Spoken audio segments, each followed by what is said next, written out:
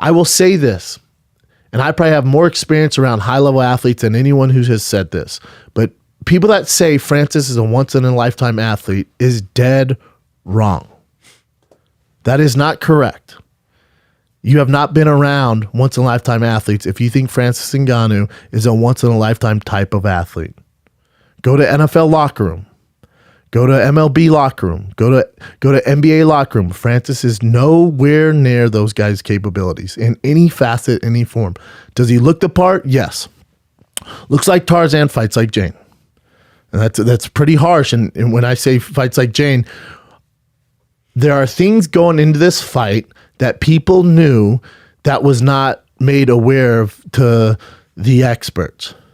I did not know Francis didn't do any grappling or wrestling this entire camp. I did not know he barely does any at all. The rumor was, to us, was in France, he's gone with some of the Olympic team there, and they've struggled to take him down. That is a lie. That is a lie. Whoever told me that should be slapped, and I will deal with that accordingly. It was also brought to my attention that Francis at the UFC Institute, Performance Institute, only hit mitts. Didn't really do any training. He was so confident that he was going to knock Stipe out that he thought he was so good, he didn't need to do that stuff. So here's where I'm at with Francis. People who also say, this is just a bump in the road. He lost to the greatest heavyweight of all time, which I do agree with. Stipe is the greatest of all time, and we will get into that. He did go 5 rounds with the champ. He just has to work on some stuff. That is a cop-out, and you're giving him a cop-out. I see a couple character flaws, and this is Francis as a professional athlete, not Francis as an athlete, or not Francis as a person. Francis as an athlete, there's some red flags here. Number one, he's also surrounded by people that do not know the game. Even in my career, if you list any Stipe's, DC's, Calvin's, Dustin Ortiz, any of these guys, Gian Villante, you go Tom Salmeida, Rob Font, any of their camps, if you were fighting, especially a champion, but if he has the pedigree of a Stipe and he has the history of a Stipe Miocic, and you go, we're just not going to wrestle this camp. You're so good, man, you're just going to knock him out. Any of those guys go, you're crazy, I need to switch camps. That's fucking insane, man. At this level, we're just going to skip all that? That's insane. So they're obviously all on the same board here where they think Francis is the next coming of Jesus. That's the first red flag. The second red flag is Francis goes, my bad, I underestimated Stipe. Yeah, I didn't know he was that good. Well, now it's a cop-out. That is a cop-out. What he should have said is, my bad, I overestimated my skills, and it's not even funny. They rushed me to the title shot. I had ideal matchups before I got here, and now I face someone who can actually fight. I'm facing someone who can actually grapple and punch. I'm actually facing a mixed martial artist, and I got exposed like a motherfucker. I got to go back to the drawing board.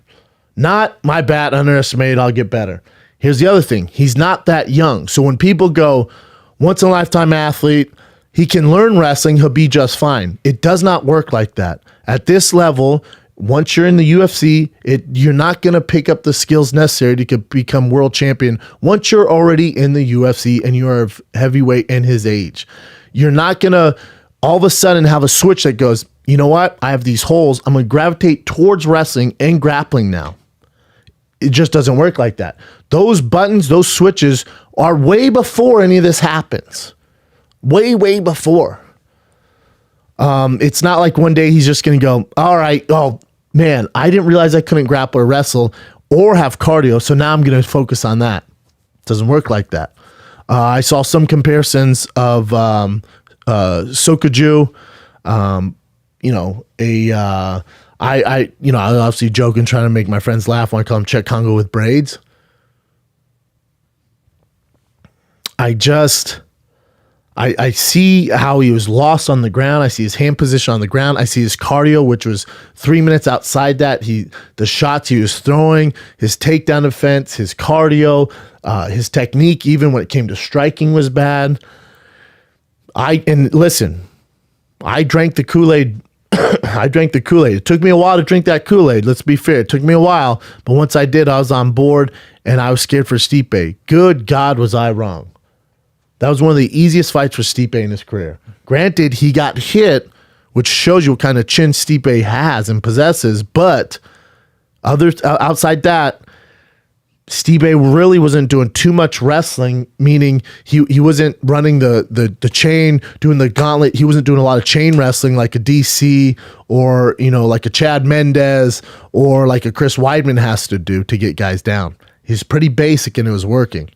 I'm not on the board that, this is just a bump in the road from Francis. He'll be back.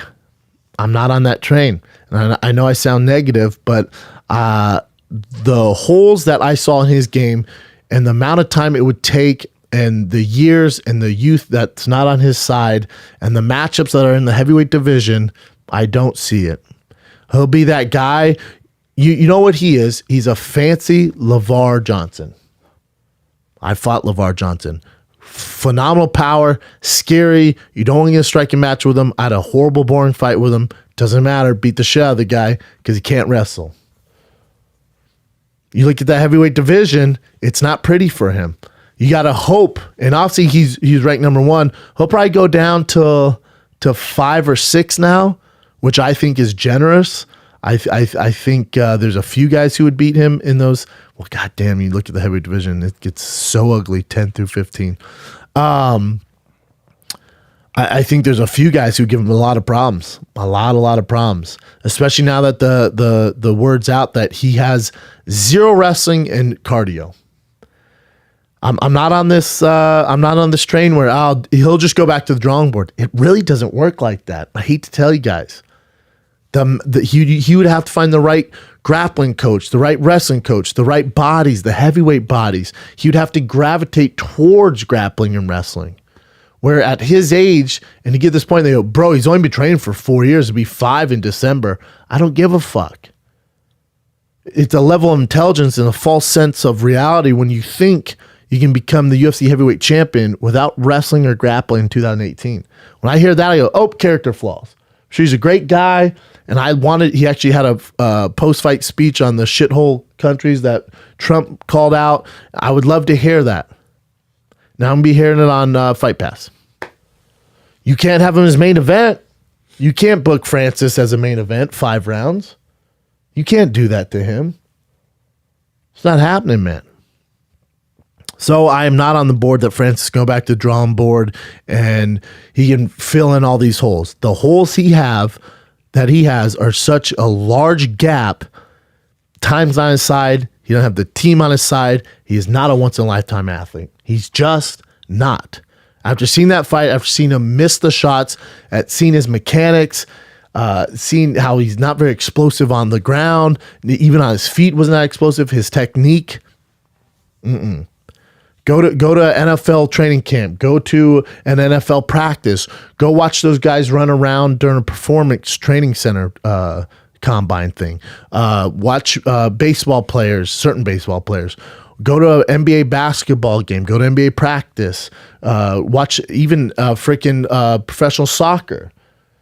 It's crazy that people say this. And the comparisons to Bo Jackson and Herschel Walker is fucking crazy, man.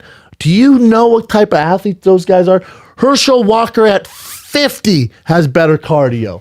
Herschel Walker at 50 had better wrestling than Francis. Are you shitting me? That guy's 50.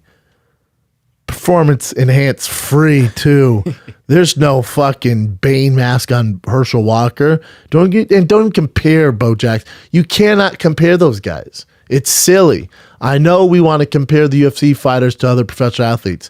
There's no comparison athleticism. There's not. It's not even close. It's not happening, man.